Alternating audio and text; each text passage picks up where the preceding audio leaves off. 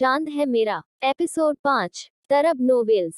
तुम्हें किसने ऑर्डर दिया कि मेरे रूम में आओ? वो कमरे में आया मगर उसको दुल्हन के जोड़े में देखकर उसका दिमाग ही हिल गया था। तभी वो चिल्लाया था, तुम्हें क्या लगता है कि तुबा फरीदी अपनी मर्जी से आई है और यहाँ आई भी हूँ तो तुम्हारी इज्जत के खातिर ही।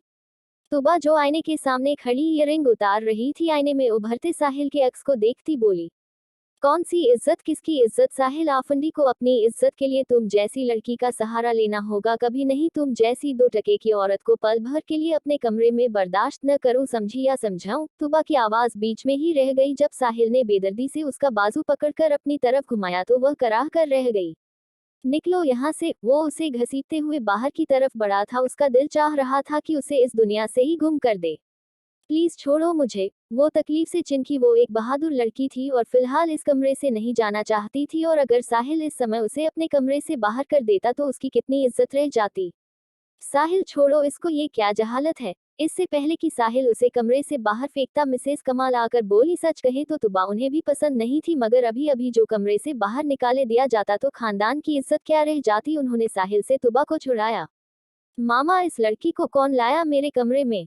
इसकी इतनी औकात है कि ये साहिल आफंदी के कमरे में आए? इसकी इतनी ही औकात है कि ये मेरी बेटी की आया है और मेरे खानदान की बांदी सर्वेंट? बस। वो कातदार नजरों से रोती तुबा को देखते बोला था। उसका अंदाज इतना कड़क था कि पूरा फेस गुस्से से लाल हो चुका था।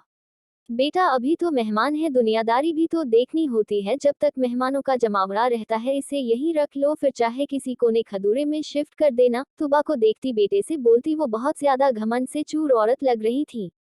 फिलहाल वो कोई तमाशा नहीं चाहती थी, इसलिए बेटे को ही समझना आसान लगा था। तुबा ने सिसकी रोकी। आज न जाने उसे क्यों रोना आ रहा था। आम हालत में वो कभी रोती नहीं थी, मगर पता नहीं क्यों आंसू उसकी आंखों का रास्ता देख चुके थे। वो अपनी जिल्लत पर नहीं रो रही थी। उसे इस बात का भी दुख नहीं था कि उसकी शादी एक बच्चे के बाप से कर दी गई या उसका हस्बैंड एक वहशी था। उसे तो ये भी दुख न था, ना ही घमंडी सास ससुर मिलने का दुख था। इस कमजोर सी तुबा को तो ये दुख खाए जा रहा था कि उसके सगे बाप और भाई ने चंद सिक्कों की खातिर उसका सौदा कर लिया। उसकी जिंदगी में तो कुछ भी नॉर्मल न था। सुनो, उस सोफे पर सो जाना, मेरे बेटे के पास मत ही आना और उससे फ्री होने की भी कोशिश न करना। सबसे बढ़कर अपनी औकात न भूलना। तुम आफंदी खानदान की बांदी हो, मेरे पोते की आया हो, ये ही है तुम्हारी औकात। साहिल तो कब का जा चुका था, तभी उसकी मामा घमंड से चूर लहजे में बोली। तुबा उन्हें देखे बगैर भागते हुए वॉशरूम में जाकर बंद हो गई। वॉशरूम में बहुत देर रोने के बाद जब थोड़ा दिल हल्का हुआ तो खुद को घसीटती हुई शीशे के पास लाई थी। रोने की वजह से काली आंखें सूज गई थी और उनमें लाल डोरे भी नजर आ रहे थे। फेस एकदम गुलाबी हो रहा था। काले घने लंबे बाल जो पहले जुड़े के रूप में थे वो अब बिखर चुके थे। महंगा ब्रांडेड लहंगा जिसकी कीमत का अंदाजा लगा पाना एक आम से बंदे के बस से बाहर थी।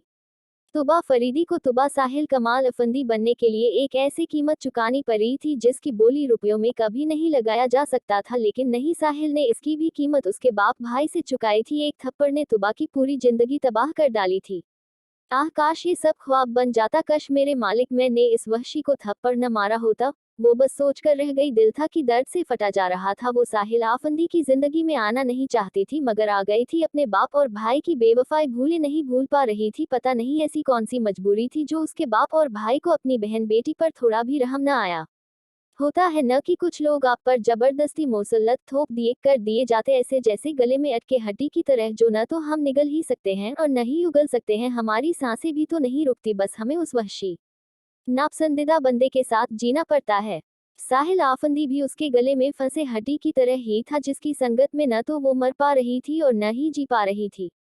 वो बस शीशे में खुद को देखते तब से रोए चली जा रही थी। न अंदर की आंधी रुक रही थी, न ही एक पल को उसके आंसू थमे थे। कुछ टाइम बाद फ्रेश होकर बाहर निकली तो सिंपल सी ब्लैक सूट पहनी हुई थी, बाल खुले ही छोड़ रखे थे। वो एक हसीन लड़की थी, मगर साहिल तो उसे देखते ही पागल हो जाता था।